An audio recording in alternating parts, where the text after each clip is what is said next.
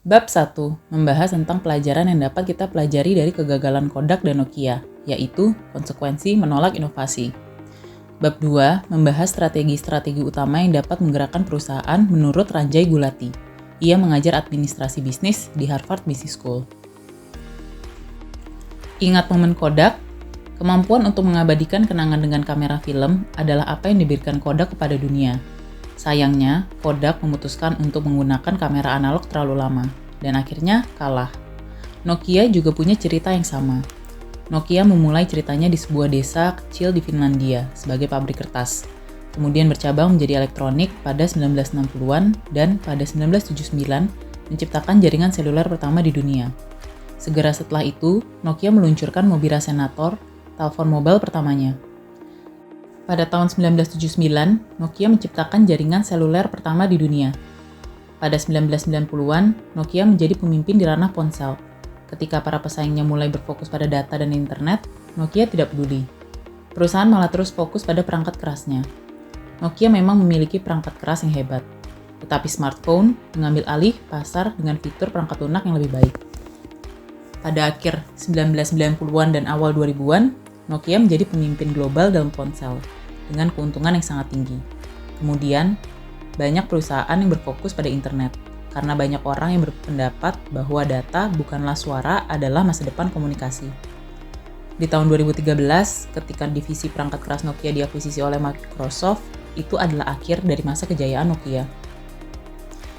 Beberapa perusahaan cenderung kurang berinovasi saat mereka sudah sukses.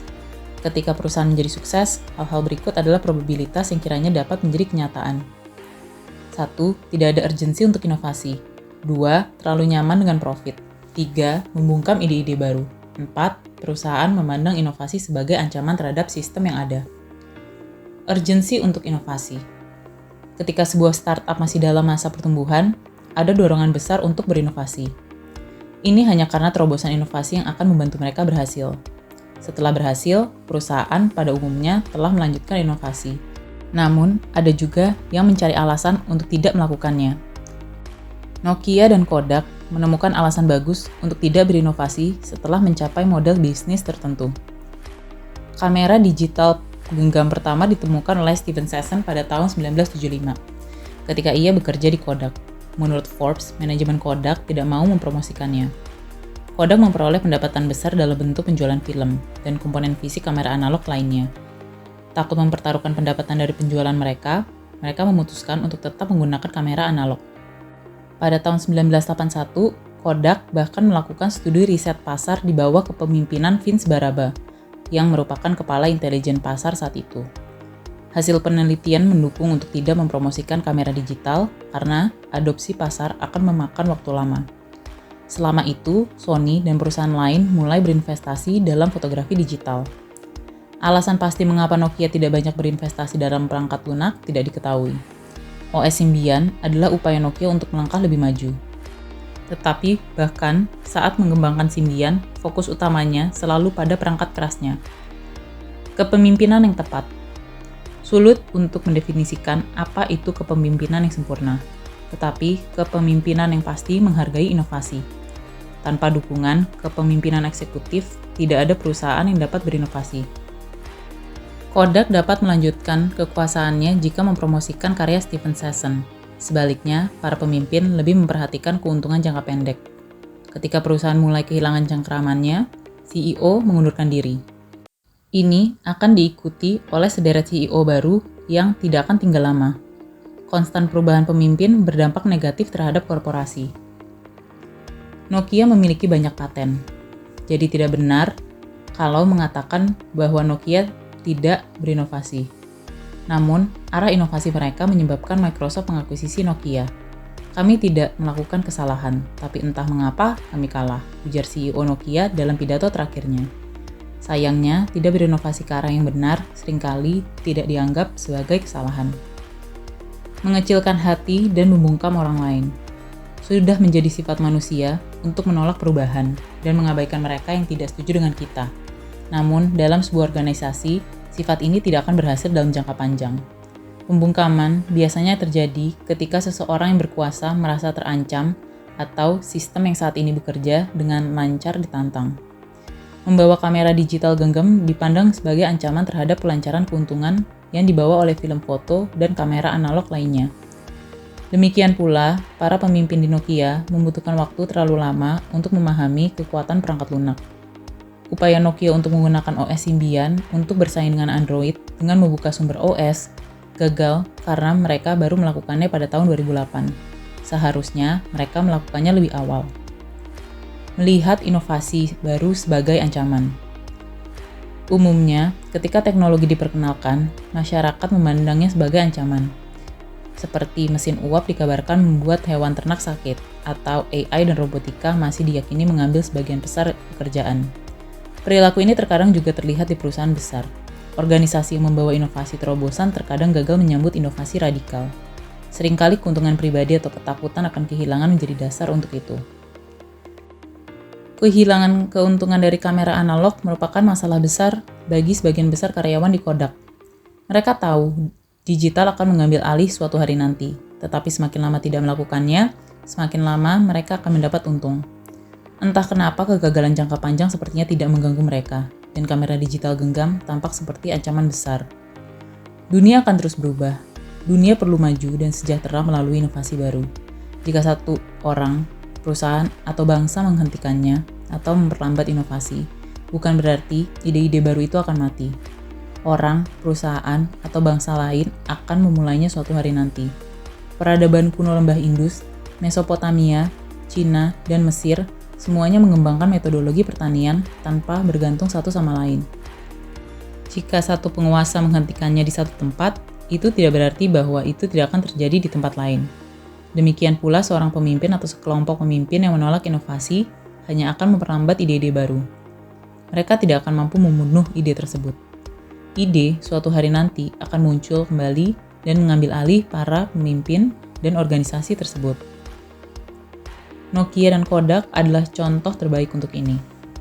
Jadi, pelajaran apa yang bisa kita pelajari dari kegagalan mereka? 1. Mereka mendefinisikan bisnis terlalu sempit. Dalam artikel TechCrunch, Daniel Gleason menyatakan bahwa Nokia tidak memahami keseluruhan konsep perangkat lunak atau gagasan untuk mengembangkan ekosistem di sekitar aplikasi. Fokus Nokia adalah perangkat keras dan mereka terjebak di sana. Adam Leach bekerja dengan platform smartphone asli Nokia, Symbian, termasuk Nokia Communicator, salah satu smartphone pertama yang pernah dikembangkan. Ia berbicara tentang bagaimana pengalamannya berkolaborasi dengan Nokia. Ia mengatakan sikap Nokia yaitu "It's got to be a phone first. It's a phone. Phones sell." Keengganan Nokia untuk beralih dari fokus perangkat keras ke perangkat lunak membuatnya kehilangan pasar. Demikian pula, Kodak membuat kesalahan besar dengan berpegang teguh pada kamera analog, bukannya cepat beralih ke digital. Kodak menemukan kamera digital pertama. Pasalnya, seperti yang dicatat Forbes, para anggota organisasi begitu terikat dengan gagasan bahwa gaji mereka berasal dari penjualan bahan habis pakai seperti film, bahan kimia, dan kertas. Tidak ada bahan habis pakai, tidak ada keuntungan. Itu adalah asumsi mereka. Jadi, pelajaran apa yang bisa kita pelajari? Berhati-hatilah dalam mendefinisikan bisnis kita. Buatlah cukup luas untuk mencangkup kemungkinan perubahan dan cukup dalam untuk memahami keinginan pelanggan. 2. Mereka lupa tentang pelanggan. George Eastman, pendiri Kodak, pernah berkata bahwa tujuannya adalah membuat kamera senyaman pensil. Dengan attitude seperti itu dan pengembangan teknologi dry plate, dia meluncurkan perusahaan Amerika yang ikonik. Momen Kodak mencangkup gagasan untuk dapat mengabadikan kenangan spesial dengan mudah dan murah.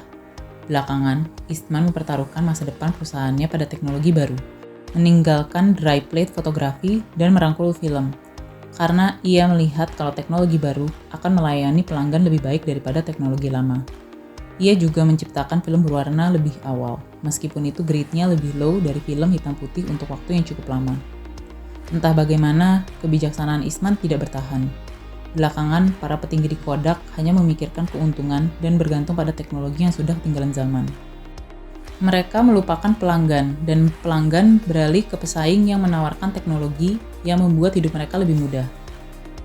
Nokia, karena kurangnya keahlian tentang perangkat lunak, tidak begitu memperhatikan kompatibilitas perangkatnya untuk aplikasi, bahkan merancang ponsel yang tidak kompatibel untuk games. Kurangnya fokus pada kebutuhan pelanggan adalah kesalahan utama perusahaan manapun. Jadi, pelajaran apa yang bisa kita pelajari? Pertahankan pelanggan sebagai pusat inovasi. Habiskan waktu untuk mengenal pelanggan dan memikirkan cara memecahkan masalah mereka. 3. Mereka bergerak terlalu lambat. Inovasi sulit dilakukan ketika semuanya berjalan dengan baik. Salah satu kesalahan besar yang dilakukan Nokia adalah tidak segera mentransfer platform ponsel cerdasnya dari OS Symbian asli ke generasi berikutnya, MeeGo. Keputusannya untuk mencoba bersaing dengan Android dengan membuka sumber Symbian pada tahun 2008 datang terlambat beberapa tahun. Kodak bergerak terlambat saat menghadapi perubahan industri, mengingat mereka sudah melihat akan adanya perubahan jauh sebelumnya. Perusahaan melakukan penelitian pada tahun 1981 yang menunjukkan bahwa mereka memiliki waktu sekitar 10 tahun untuk mempersiapkan transisi ke fotografi digital.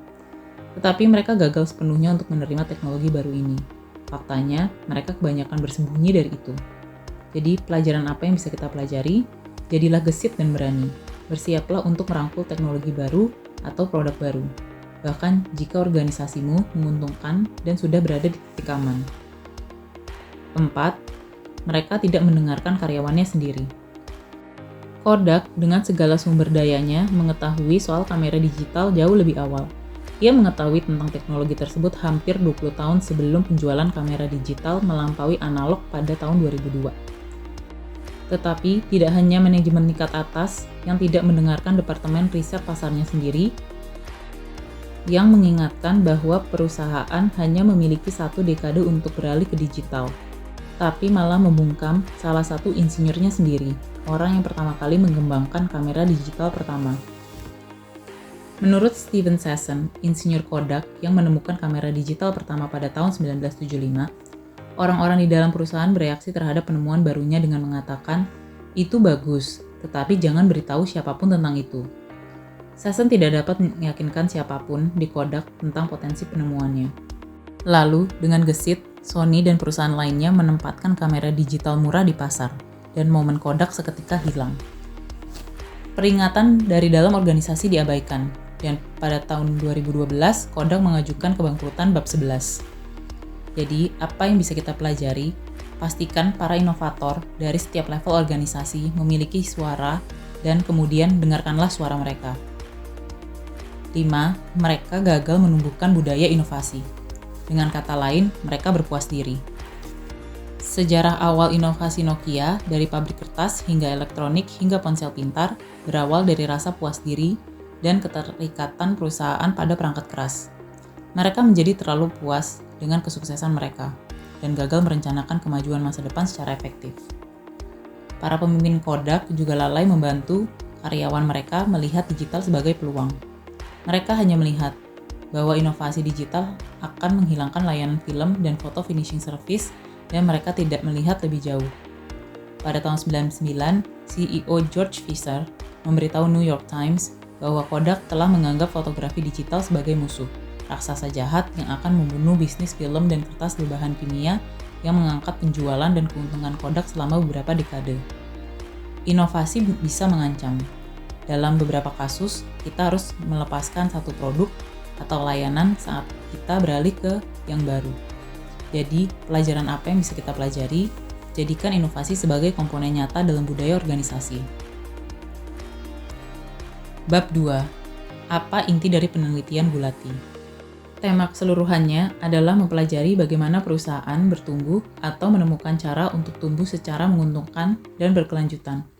Awalnya ada 2 aspek, yaitu memahami bagaimana sebuah perusahaan mengembangkan strategi yang hebat dengan peluang pasar yang unik, kemudian melakukan implementasi atau membangun budaya organisasi dengan tim, dan lain-lain. Ia kemudian menemukan elemen lain. Ia dan timnya melihat kisah perubahan haluan Microsoft, dan seperti yang dikatakan Satya Nadella kepada mereka, Microsoft diubah dengan cara memahami tujuannya. Ini berarti mendiskusikan dan menjelaskan mengapa Microsoft ada. Memikirkan tentang hal ini memungkinkan perusahaan untuk mempertimbangkan strategi apa yang seharusnya dan membangun momentum baru seputar implementasi. para pemimpin Microsoft menghabiskan sekitar 9 bulan untuk memperdebatkan tujuan perusahaan, identitas, dan motivasinya. Mereka kemudian membuat pernyataan satu baris yang membantu memfokuskan inovasi dan energi perusahaan.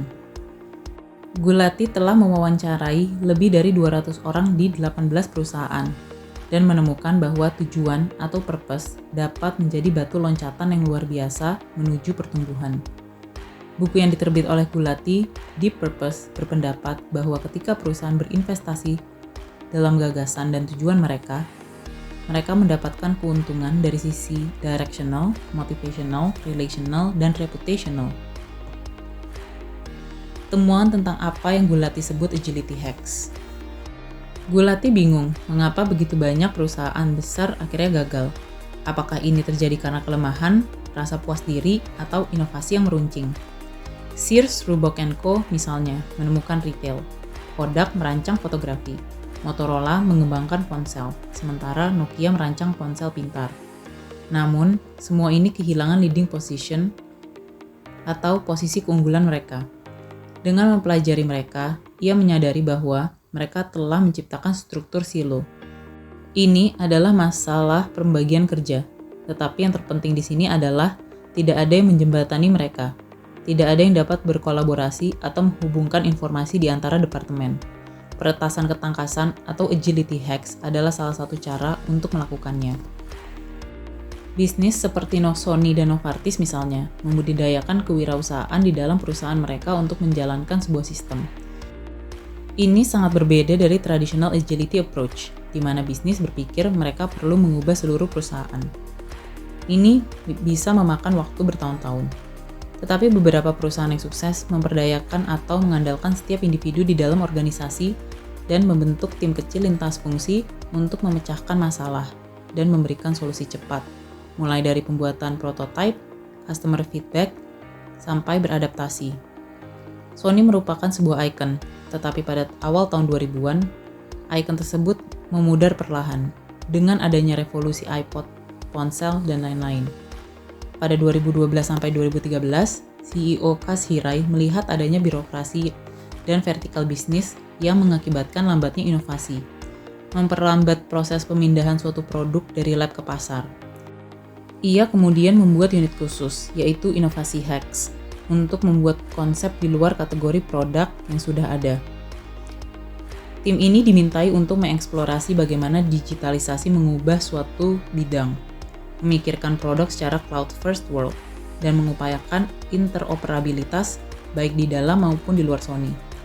Yang penting, unit ini akan melapor langsung ke CEO, melewati birokrasi penganggaran atau budgeting, dan pengambilan keputusan atau decision making yang panjang, sehingga dengan cepat mengakses sumber daya yang dibutuhkan. Ini secara praktek dianggap sebagai inkubator.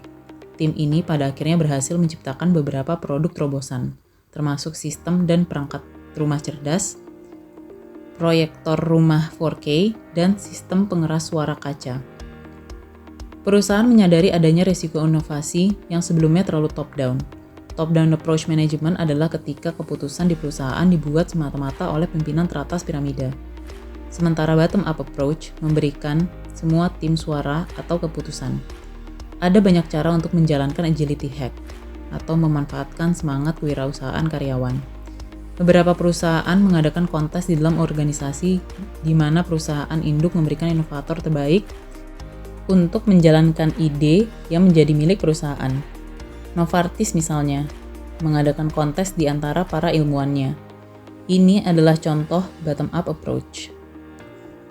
Budaya Netflix yang menurut Gulati mempromosikan kegesitan atau agility. Setiap organisasi memiliki budaya yang tumbuh dengan direncanakan atau berkembang dengan sendirinya. Budaya bisa menjadi sangat tidak fleksibel.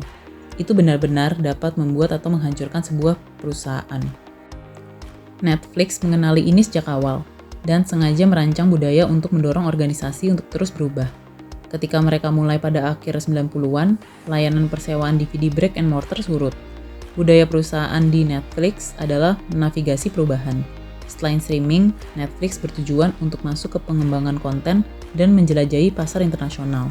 Jadi, mereka menetapkan fondasi budaya seperti kebebasan dan tanggung jawab, dan konteks, bukan kontrol, sebagai bagian dari budaya perusahaan. Komponen strategis utama termasuk mempekerjakan individu berkinerja tinggi atau pemain A dan membayar mereka secara kompetitif. Mendorong inovasi melalui taruhan antar tim. Kemudian mereka menetapkan sedikit praktek SDM yang berpotensi membatasi ide inovasi karyawan. Namun, meminimalisir keterlibatan HR tidak berlaku pada kasus pelecehan dan lain sebagainya. Ini bertujuan untuk memberi karyawan kebebasan untuk bereksperimen dan membuat keputusan sendiri.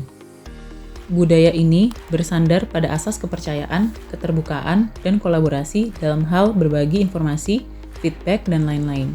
Ini juga dapat mengembangkan rasa keingintahuan, inovasi, dan fleksibilitas.